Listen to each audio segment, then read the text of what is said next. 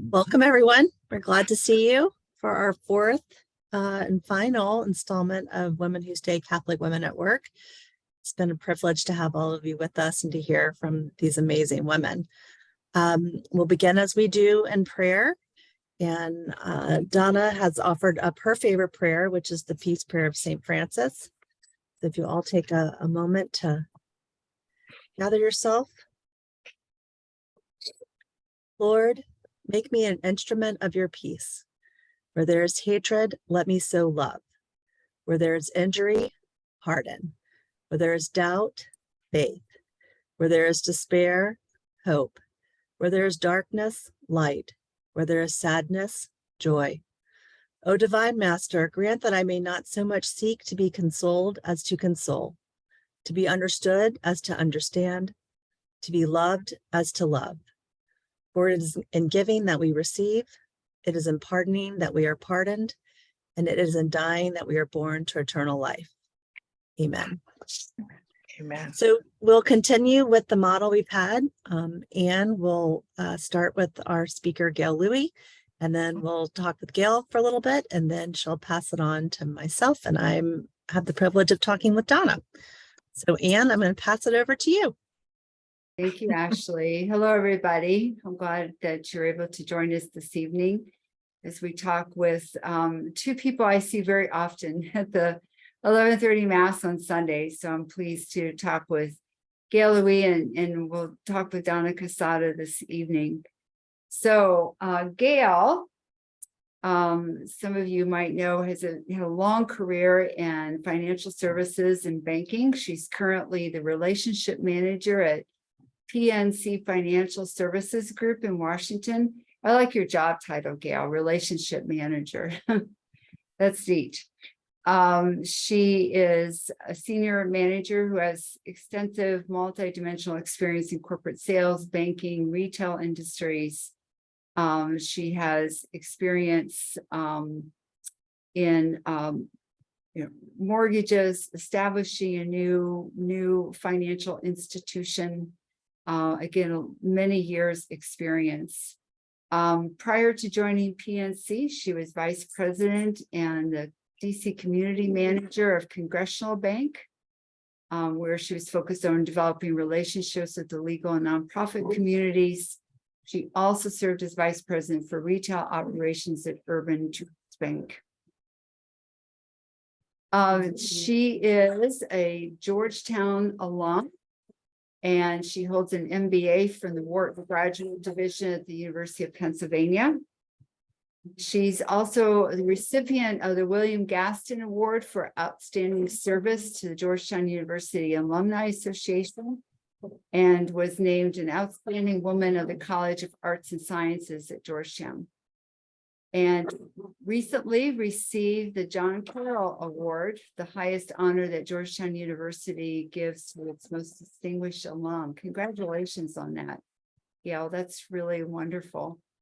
And many of you know her from the 11:30 Mass, where she's a Eucharistic minister, but she's also a member of our parish council.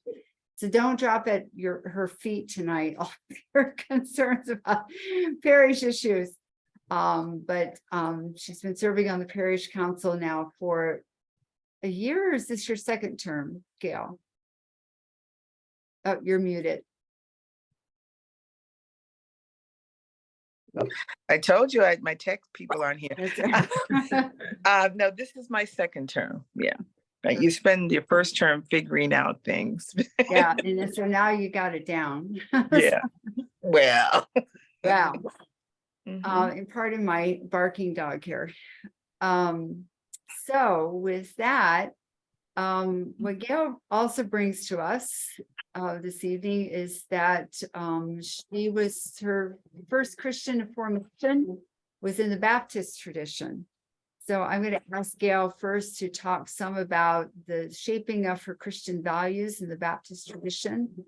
Mm-hmm. And then Gail, what drew you into the Catholic Church and when? Mm-hmm.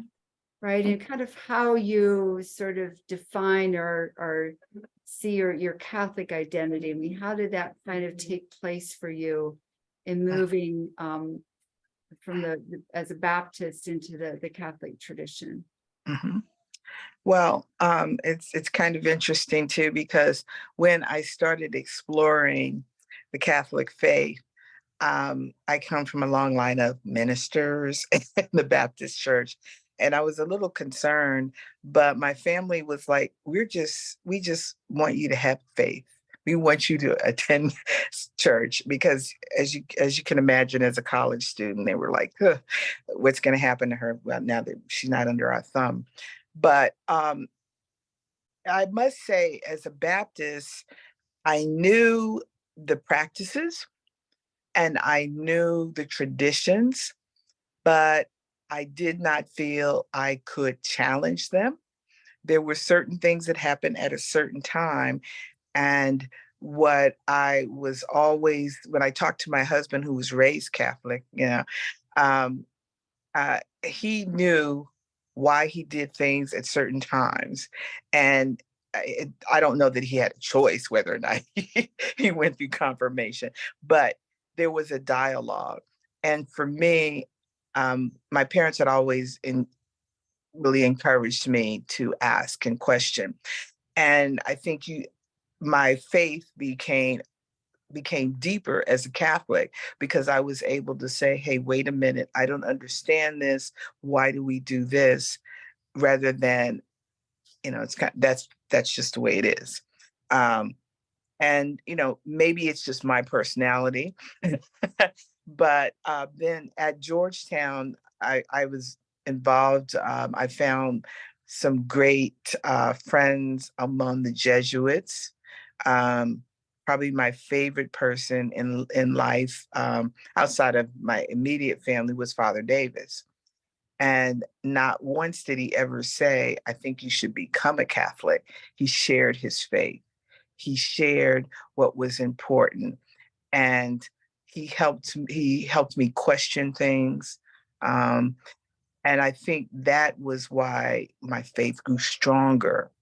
And I also did appreciate that it was kind of come as you are, in the Catholic Church. If it's 11:30 and you're in jeans, that's okay. And a lot of Baptists may not like that when I say that, but it's just being accepted right then and there where you are, and who you are. How do you think being Catholic has shaped the way that you think about work? Right, even as a younger person entering the workforce, continue your education, of course. Mhm. But did you begin to think about it as a vocational choice, as kind of a sense of discipleship? How do you just think about work? Yeah. Well, I think and at work, and I'm very lucky to have worked places where people shared their faith. And in fact, we have what we call it employee engagement groups at PNC. We have military, the various ethnic um, groups, but then we also have a religious group. So if there are people who want to come together and either pray together, or they are having struggles with their faith and what they're doing at work, there's a place to go. So I think well, I know that's a good thing. And for me, I am not afraid because I understand so totally what my faith is about. Well, not totally, but I understand what my faith, so that I can discuss it. I once remember a priest saying that when certain groups were coming about, and challenging, we had various women's rights groups, et cetera, coming with a challenge on right to life and all those things. He said to me, and I mean, we always thought that he was about 100 years old. He was probably only 95, but he would say, "No, I want to have the dialogue. because I understand and I want to share what I understand with other people. I'm never going to shut down a dialogue, because if you shut down a dialogue, if you don't talk about your faith and why it's important to you and why you carry yourself in a different way, you're doing a disservice not only to your religion, but to the people you're interacting with.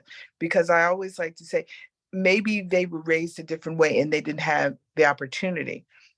And talking doesn't mean converting. Talking means having respect.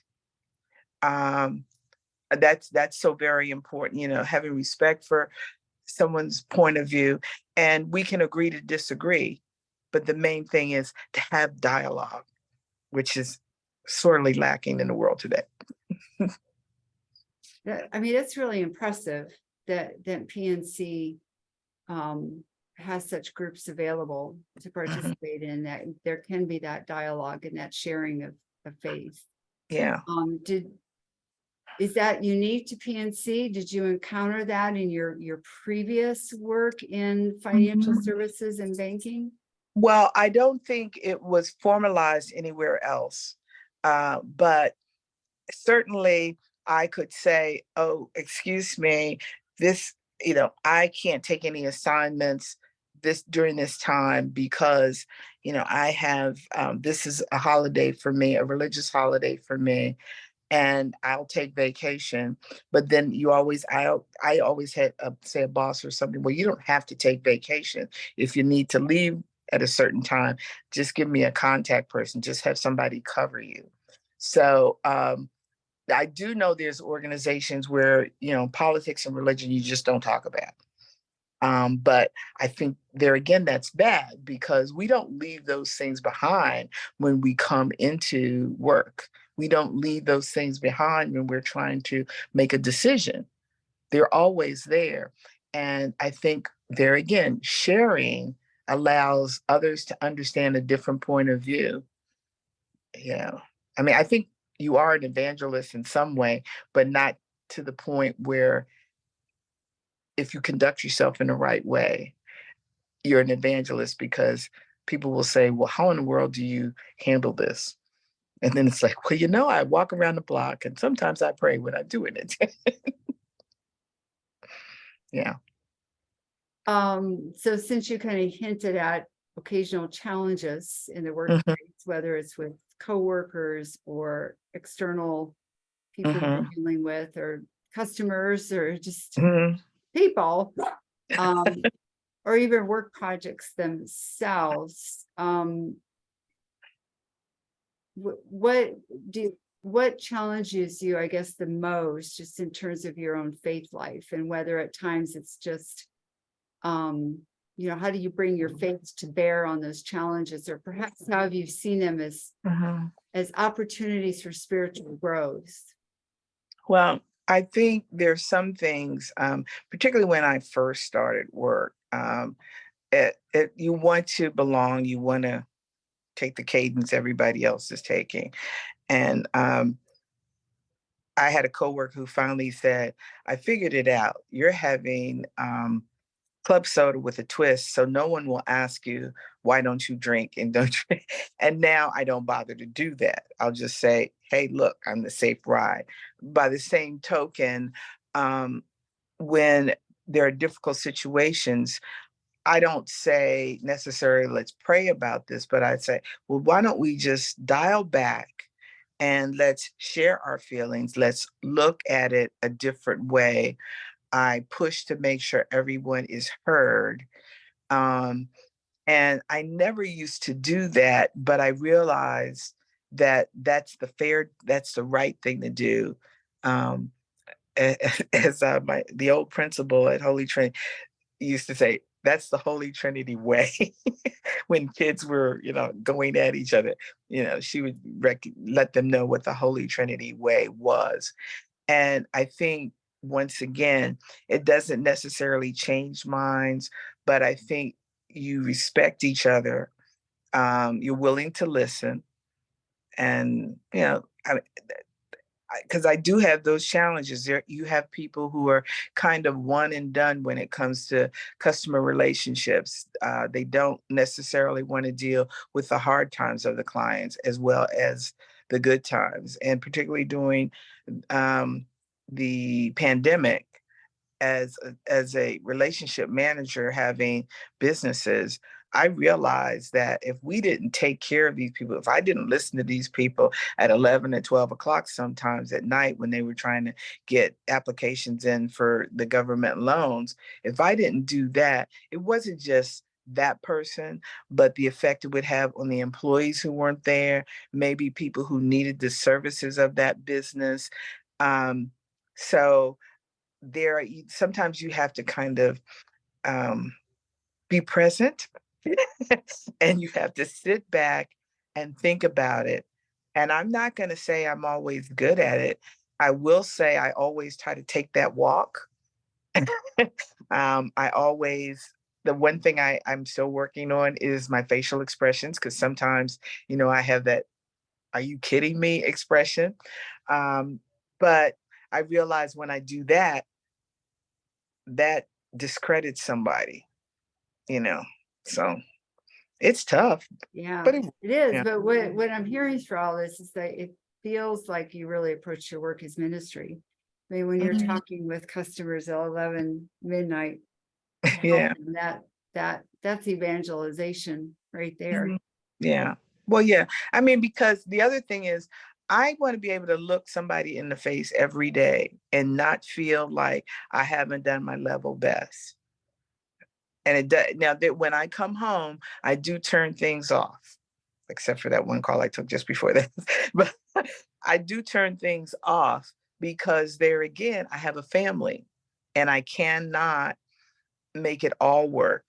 And as a woman, the one thing that my faith helps me with is, you can't have it all. You have to compartmentalize. You have to juggle things and see what's important for today. Today might be a mom, tomorrow might be a banker as the number one thing. So that's kind of where we are. What would you say are kind of the prayer practices or spiritual practices, Mhm. sources of nourishment Yeah. that kind of help sustain you, especially when, again, it's intense work, Hmm. complicated work, long hours. Hmm. What just Well, helps to sustain you? I think a couple of things that I've learned, um, that prayer can happen anywhere at any time. It can be 15 seconds or 15 minutes. Um, One sometimes you get caught up in, oh, should I really pray about this or should I really ask God this? Um, Sometimes you're not going to get an answer the way you thought it might come, but you're going to get guidance. And by the mere practice of trying to put your thoughts in together and asking for direction, sometimes it just it comes to you. Sometimes in the right after a prayer or during a prayer, I've even said out loud, it's like, Gail, really. Um, as Father Davis used to say, honestly, Gail. Sometimes he would say something like that to me, and you realize I'm the squeaky wheel. This is not what we thought. But I think by being able to pray at any time, not church is where you are, you know. Um, that's the most important thing because I've talked to people and they're like, oh my gosh, I wasn't able to go to church. And this is before the pandemic. And I was like, well, didn't you have a quiet place at home? Aren't there people that you could talk to? Yeah, there's other places than the buildings. Our churches are gorgeous, but that's not the only place where miracles happen. It's not the only place where your soul can be uplifted or calmed. It can be calmed um, because life happens outside of the church too. Yes, thank you for that insight, because it's a reminder that our work and our workplaces can be sources of spiritual nourishment in so many Mhm. ways as well. Yeah. Hmm. For sure. I have a few other questions, but I think we'll give Ashley and Donna their opportunity and then we'll swing back around, Gail. That's fine. Gail and I could talk about Hoyas basketball, but we won't go there tonight. That's a no conversation right now. There's a lot of prayer said that way too. Maybe not the best, but Thank you, Gail. thank you. So I am thrilled to introduce Donna Cassata. As a 9 a.m. mass attendee, there are so many of these women that I don't cross paths with because I don't go to the 11:30. So it's been nice to finally hear or see faces with some of these names. Donna is one of several politics editors at the Washington Post, where she has worked for the past 5 years. Prior to that, Donna was with the Associated Press for 15 years as political editor for the 2004 and 2008 presidential elections, reporter and editor on Capitol Hill, covering Congress.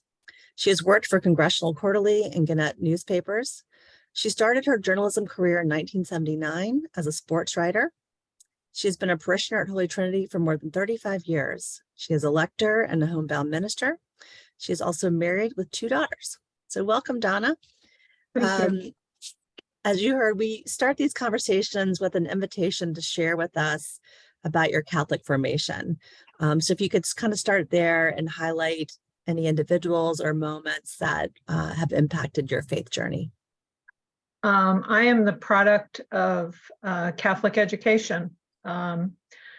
My grammar school in Brooklyn was Visitation, which is affiliated with the one in Georgetown. I spent 8 years there, and then 4 years at Fontbonne Hall Academy, also in Brooklyn. So religion was part of my daily education. So was Catholic Mass in Brooklyn every Sunday. And I often went with my mother on First Fridays during Lent. I remember distinctly that my teachers at my high school were disappointed that I didn't apply for a Catholic college. And I went off to Barnard College in Manhattan, where I probably did not attend masses regularly as I did growing up. But then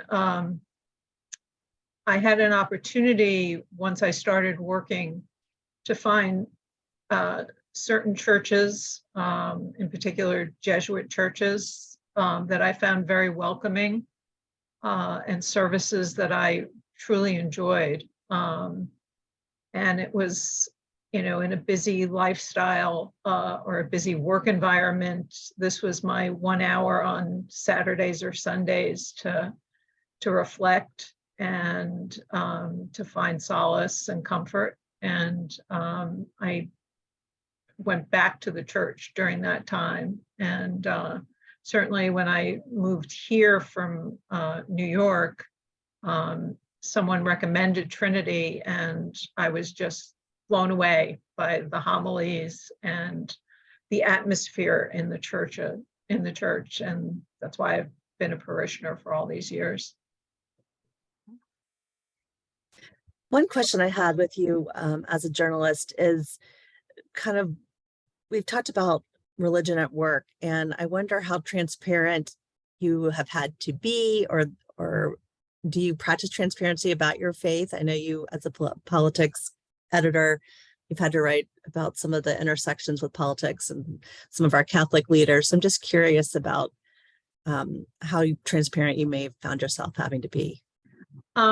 It's funny, I've often told a few stories at work, including the fact that as a Eucharistic minister, I gave communion to Nancy Pelosi on one occasion, which several of my colleagues and editors found very interesting. But it's not something I discuss as much as I find that my religion provides a moral compass for me in my daily work. You know, I'm dealing with stories every day, and it's imperative that, you know, we have both sides or all sides of a story, and that it's presented that way. It's important that, you know, we have plenty of voices in that story, and I'm always thinking about that. And, you know, you're dealing on a daily basis with misinformation or disinformation, or sometimes outright lies.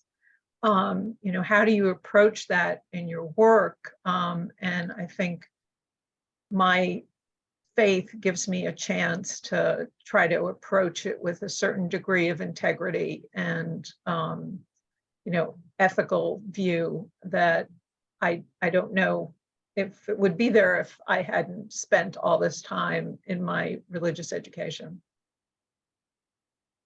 Can you maybe talk a little bit more about that moral compass as you've faced challenges or assignments that didn't resonate with you? I'm thinking of a lot of times with particular stories where, you know, somebody will make a statement, and I've just, you know, we've got to make sure that we are talking to the other side, whether it's Republican or Democrat. And, you know, thinking to last Tuesday night of, you know, a scene in the House chamber of people screaming liar at the president. And, you know, you want to make sure that all of the information is relayed appropriately and within context, or with the proper context. And, you know, how people are approaching that. And, you know, one of the things that I often find myself doing is, you know, before a big day, you know, walking to work and walking on K Street and saying a Hail Mary that, you know, that I will bring the right integrity and ethics to a story and to the assignments, whether I'm editing something quickly on the fly, or if it's a longer story, or even trying to, you know, explain the need for, you know, for all sides to be presented to one of our younger reporters.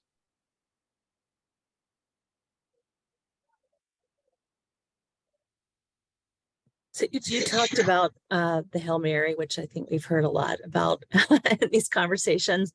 Are there other faith or spiritual practices that you rely on? That's probably one of my other favorite prayers. So I'm, you know, constantly saying that at various times during the day, whether it's walking to work or before a big assignment, or when I'm really nervous about handling something, or even handling a reporter, dealing with them, dealing with, you know, approaching a conversation with them that might be difficult. I often rely on prayer. And then, of course, on Sundays or Saturday nights, sometimes being at Trinity helps me make it through the week. Knowing that, you know, if I'm looking at days of hearings, or, you know, I've sat through tons of hearings and 2 impeachments and trials, and they were very difficult assignments. And knowing that I could go to Trinity on Sunday and sort of get that prayer and that support from both the community and from hearing the homilies was almost like a booster shot for the rest of the week.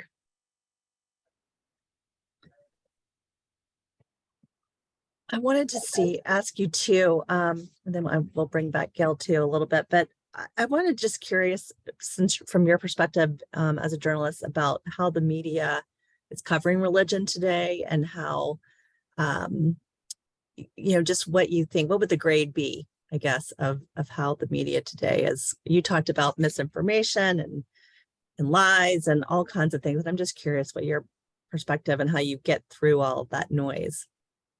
What's interesting to me is, and I think this is probably the case for a lot of news organizations, is they have a sort of a homogeneous view of Catholics or of Baptists or evangelicals and, various other religious groups. And I don't think that's the case. I've been to churches in Pennsylvania, which are very different from churches in Washington, D.C. I've been to churches in New York, Massachusetts, and you get a different sense of Catholics there.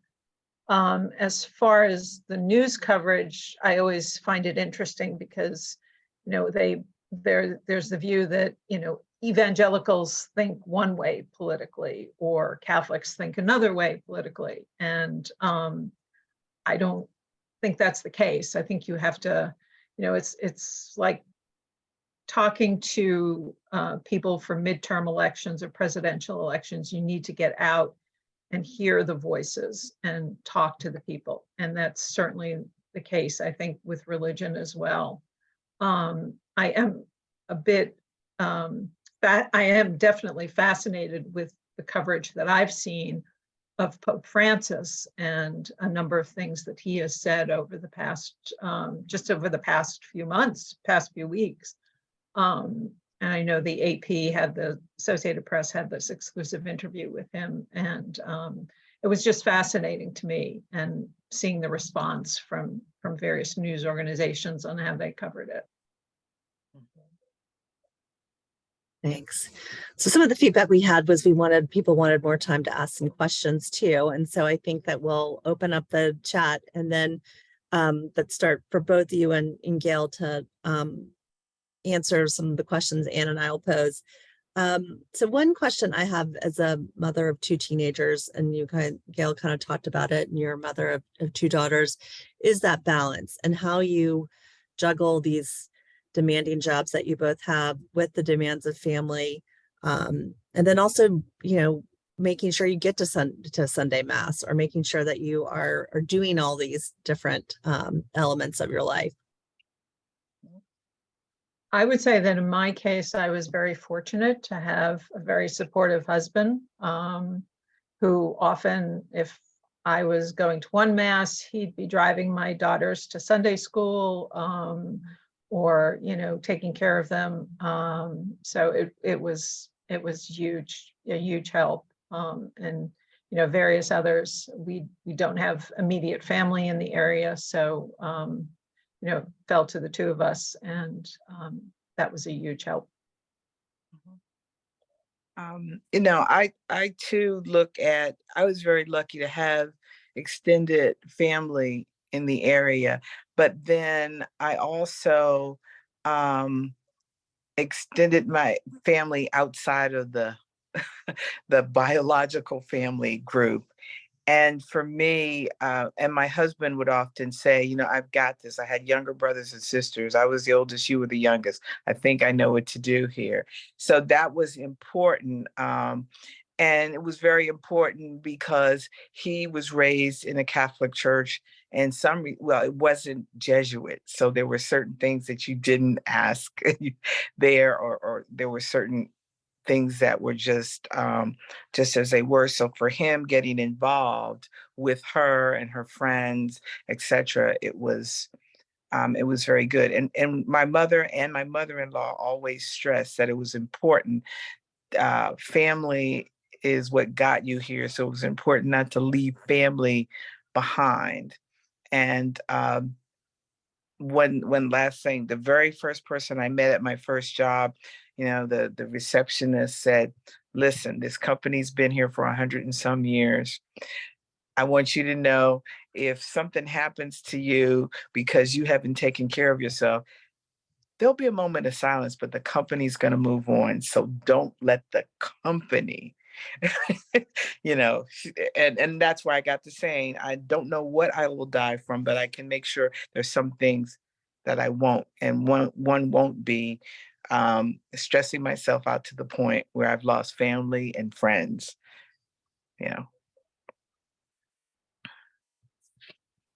That's a good reminder. Holy Trinity's been here a long time and it'll be here long after me. So, Oh, that doesn't apply to you. I, so we've been asking our guests to share what advice they would give to young Catholic women entering, the financial market, Gail, or journalism, Donna, or just the world today. So if you could share some of your wisdom there, that would be wonderful.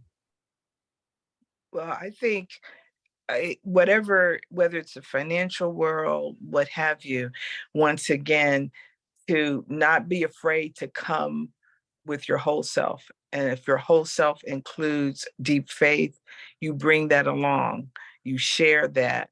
And as I said, never leave your family behind. They're there supporting you all the time. And also to look around and make sure you're taking care of your coworkers. And this is about their souls, not about whether or not they get the assignment correct, because somebody's going to do that. But if you see somebody is struggling, if you see that they're feeling that they don't belong, everybody talks about diversity and inclusion right now, but I think that's what walking with your faith every day is. Making sure you're inclusive, making sure you don't leave anybody behind. And it doesn't matter the industry you're in, because as I said, I was shocked to know that a bank would have an employee engagement group for religion. I would say I would emphasize integrity. That is just critical, especially in journalism these days and covering politics and various other stories. I think that is just a guiding force that would really is necessary to propel people through the workforce. Mm-hmm. Yeah. Those are kind of the highlighted questions I had, and I don't know if there's anything that you wanted to add, or if we want to open it up to the group. If anyone wants to tap it, you can type it into the chat, or just raise your hand or unmute. The fourth one, Ann and I get a little bit more casual by the time week 4. Maury, go ahead. Gail and Donna, thank you. This was great. And I'm intrigued first, Gail, by the PNC having a engagement group on religion. And I think Aaron put something in the chat saying that General Dynamics has a engagement group on religion too. When did they first start that? And if I had ever proposed that at ExxonMobil, I think they would have looked at me a little bit differently. But how long has that been going? And is it really common? I mean, that you're a large company, and so is General Dynamics, the Fortune 500. Yeah. I think that's where companies benefited from diversity and inclusion, because the idea of the employee engagement groups were for people with like thoughts or like experiences. They could get together at work and talk about maybe being first generation college, or being African American, or being a woman, what have you. They realize the importance of that. So I think it's been, I want to say military came before that, but I would say at least 3 or 4 years now.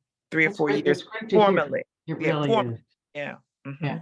Let me ask the two of you, if I may. You talked about young people, and so many young people are now nuns, not the religious nuns, but the no organized religion. Mm-hmm. Are you seeing that in the workplace quarters from young PNC employees, that they don't have any organized religion that they turn to, or they're looking for it? Yeah. Donna, I'm thinking of some of the younger reporters I work with. They are practicing. I know one in particular is a practicing Catholic. We've sometimes talked about it. It's probably one of those situations, though, that in a large newsroom, people don't really discuss it too much. I know that a couple of weeks ago, when it looked like the Congress might be in session because they were still voting on the House Speaker, I said, I'm sorry, I can't work this weekend because I'm a homebound minister and I have certain responsibilities. And there was a degree of quiet when I mentioned that, but you know, I think there are a number of young people who are, you know, practicing their faith. It just Not as doesn't overt come up. or not as obvious. Yeah. Yes, Okay. it doesn't come up that often in conversation. Well, Yeah. my questions were related. It was Yeah. these groups, and are they Mhm. having any impact on changing the nuns to some kind of practicing Catholic? Well, I will tell you this. For me, and the one thing that I've challenged even Holy Trinity, we tend to raise kids to a certain point, but we don't give them the skills to maintain that faith in a strong way when they go off to college or when they're working in a situation where no one talks about it. And I do have those that all of a sudden they'll come to me because they know I'm a practicing Catholic and they're in love. They want to get married or they're going to have a baby. They want that baby to be baptized. So it's life events that there has been an impression all their lives put on them about, and that point they practice, but do they continue? I know once I was caught downtown on Ash Wednesday, and I ended up going to St. Matthew's, and I kept saying, this is not Holy Trinity at the same time I was there. But I grabbed a couple of people. I said, guys, I need to make this mass. I'll be back afterwards. And they said, where are you going? And the next thing you know, there were like 7 or 8 of us who were going together. So sometimes I think they just don't think it's appropriate to talk about, or they don't have the strength or the courage that, say, Donna had to say, you know, very interesting, guys, but this is not a weekend I can work because this is something that is more important and takes precedence. Thank you. Thanks. So on that note, I have a question. Do you feel like you could have done that 20 years ago though, Donna, in your profession? Or is that something that, That's you a know, good question. Yeah. Yeah, I think there's a degree of tolerance in the sense of we make accommodations. You know, if I tell them I'm taking off Good Friday or something of that sort, they're amenable to that. But 20 years ago, I'm thinking of where I was 20 years ago as far as the job.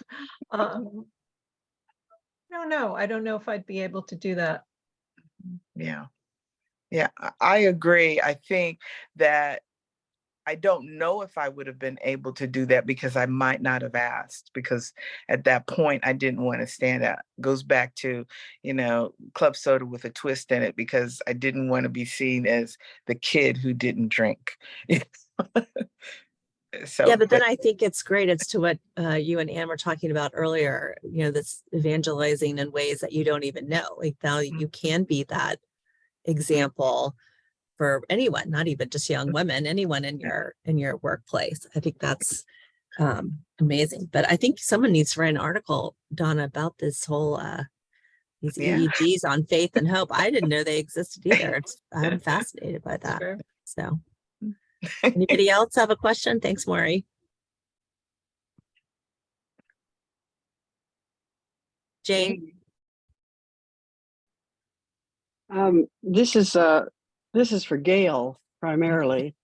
First of all, Gail, thank you very much for the shout out for Royden Davis. He is a truly wonderful, wonderful Jesuit. yes. I'm wondering about situations where, in a lateral way, have you run into people at a leadership level in your organizations who, if not being actively antithetical to religion, are so stridently secular that it just kind of shuts down the possibility of the sort of openness you've expressed happens in those groups. Yeah. Well, I guess I've gotten hardened because for the good part of my career, I was probably the only woman, the only minority in the room. So I kind of took that and just at one point you can shy away from it and try to fit in, but there's no way, there's not going to be, is she other or Black? They know I'm Black. They know I'm a woman. So for me, I would sometimes have conversations, or I would say, this is very important to me. I'll take vacation if necessary, you know. um, but you're right. Some people equate success with being very secular. And a lot of it because it was male dominated. They had someone at home taking care of the other part of their lives.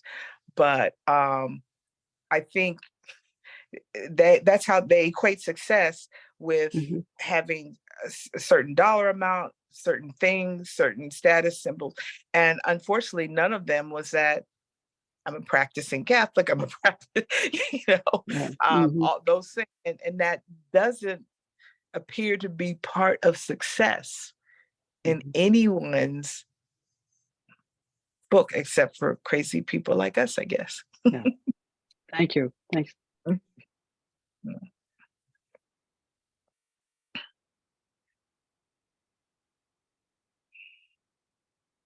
There are questions. Do I see hands? Or again, you could put it in the chat if you'd like.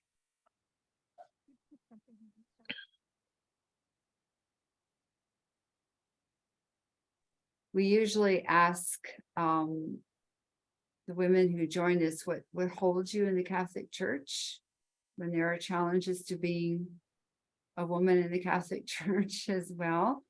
And Gail, particularly for you, since you became Catholic at this point in your life. Yeah. So both of you, what holds you in the church, in the tradition? What do you find kind of most nourishing that sustains you and keeps you there?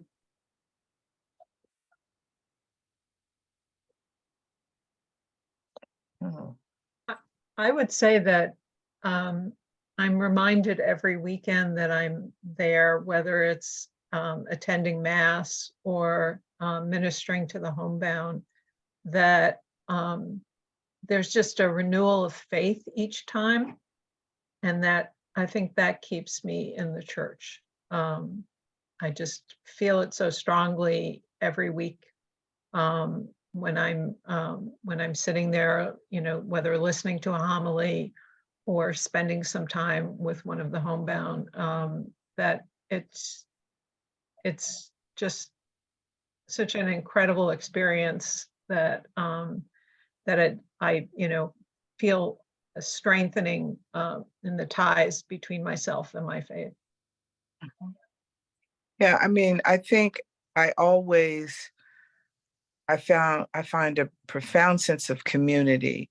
There's something nice about going there and knowing that I can talk to people about almost anything because there's people at the 11:30 crew or whatever that you know and you can talk to. But there's that sense of every Sunday, the same words are being delivered and interpreted.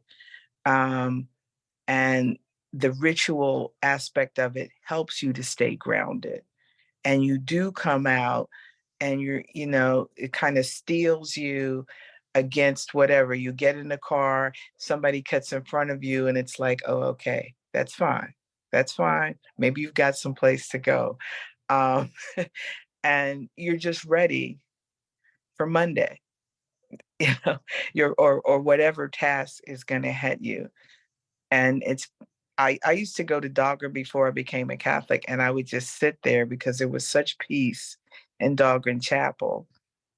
Sometimes it was because of biochem, but other times it was because I just needed that peace. We talked about sometimes whether you were making the right prayer, but it was just knowing you could go there and the quiet is something I had to adjust to, because I'm a little chatty Cathy here. But even that was learning learning to pray, learning to be present, as someone said in my RCI class. And it's a lesson. There's a discipline. It's it's my people. It's your people. My people. So for both of you, Donna, you have 2 daughters, right? And Gail has a daughter. Have you had conversations with your daughters about being engaged in the Catholic Church?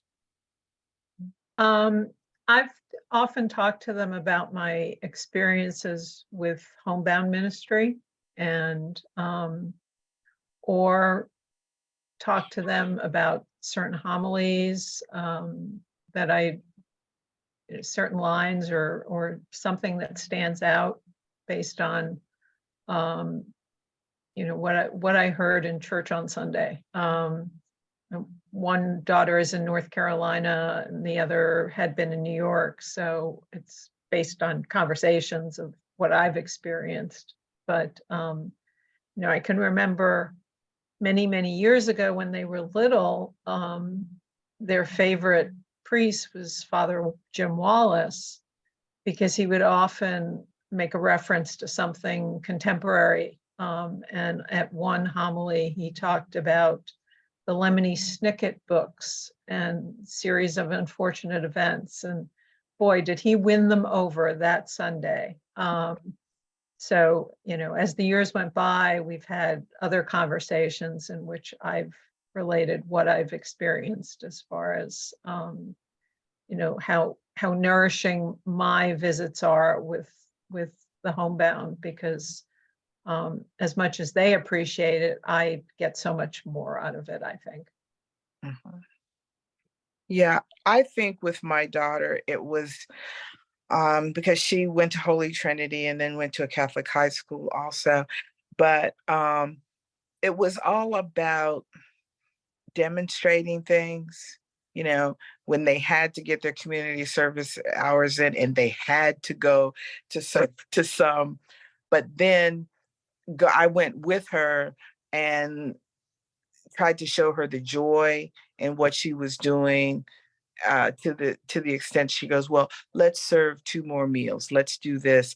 And I think a lot of it is demonstrating. I worry that when they're farther away, that they don't have someone that helps them to do. I mean, they enjoy your conversations, but every now and then, there'll be a time when you wonder, are they going to have the strength? Did we give them enough so that they have the strength to stay with this? Not when they just get married, or not when they want the baptism. We want them to enjoy. So I think the one good thing is the Jesuits were very, very important to me, because they taught me give back.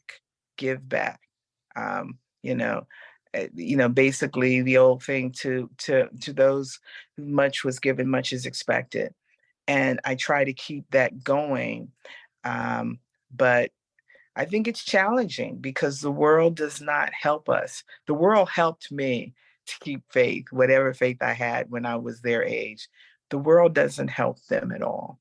And for those who were not in college with other people and they were doing things remotely, some of those kids just don't have the skills. They don't have the wherewithal to handle this. And I worry about them.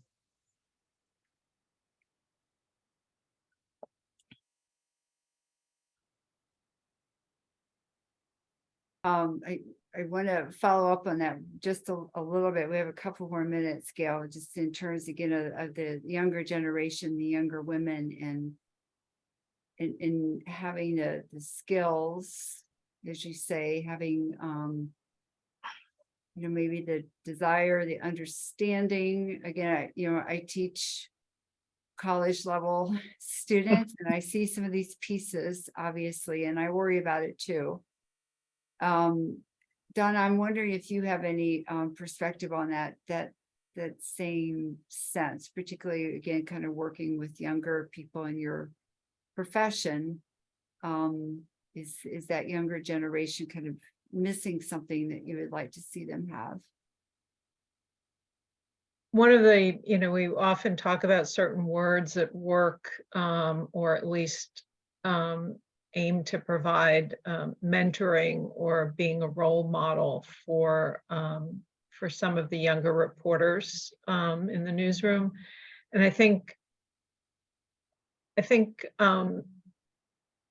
one of the things that I remember from Father Earl's homily the other night was, being Christ-like, being a good Catholic. And I don't mean it as far as, taking attendance and going to church every Sunday, but just living a moral life and ethical life, having a moral compass and being a role model based on that. And I think that helps the younger generation. Yeah.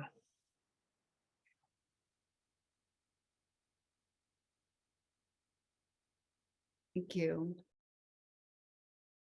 Ashley?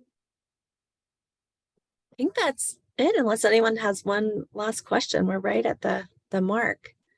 Going, gone. All right. Well, Gail and Donna, thank you so much. You. I got a lot of, I have every session, it's something funny. Someone asked me, which one should I watch? And I'm like, I can't tell you, because every one I've gotten a little nugget of nourishment that I needed. The Holy Spirit's put you right where I needed you. And that's again, the same for tonight. So, thank you so much. And if I ever go to 11:30, I'll know to look for you guys, but, I'll continue to see my friends at the 9. Thank you. I think Ann and I, for you guys that had signed up for the 20th, we have opted to postpone the in-person gathering. We'll look for a date kind of later in the spring and early summer. So we'll send that around to everyone. And as soon as we have kind of our dates for the summer too. But in the meantime, I'll send out the email with the recording of this, and all of the past talks are also on our YouTube channel. And I hope that you'll stay engaged in other ways, if not with Women Who Stay, but through the many ways that you can at our church. I think that's one thing we've learned of all of these wonderful women are engaged in various ways. So if you're inspired by homebound ministry or writing the icon like Pilar, or volunteering in other ways, now you have faces with names who can help you join that ministry. So thank you, everyone. Have a wonderful you for week and having happy us. Valentine's Thank Day. you. Yes. Thank you. Thank you. I have Good a night. question before you cut us off. Oh, yeah, go ahead. And because it might apply to a lot of us here who are retired. And I wasn't sure about that in-person meeting, whether I would go, because my understanding was it was how our experiences in the workforce, how we brought our faith in the workforce. But if we're not in the workforce anymore, I thought, well, I'm not going to go to that in-person meeting because I'm not in the workforce anymore. How could you address that as to what your objectives were for that in-person meeting? Yeah, I think, well, that was one reason Ann and I were maybe reevaluating kind of what the session should look like too. So, Ann, do you want to say anything? Because I think we just were wanting an opportunity to be in person together. Yeah. We thought that was And one way, I but wasn't able to really hear Fran's question very well. that she was saying, so as someone not in the active workforce now, that she was conflicted about whether or not it was the right thing to sign up for. Sure. Well, Yeah. I make the argument that, we spend 2/3 of our waking hours working, right? Whether it's volunteer work, whether it's household chores, whether it's life maintenance, things like getting gasoline at the gas station, whatever it is, taking care of dogs. All of that is meaningful work. So it's not dependent on employment, right? We all work. And so when we find a time where we can gather, I think, I want to kind of put the focus as kind of how is work spiritual nourishment for us, right? What is the spirituality of work? Because we are wired to be workers and to be co-creators with God. And we do that in a lot of ways, not just those things that we get paid for. So yes, if you're retired, you're still a worker. Because, you still have work to do. Yeah. Does And that with help? That's helpful.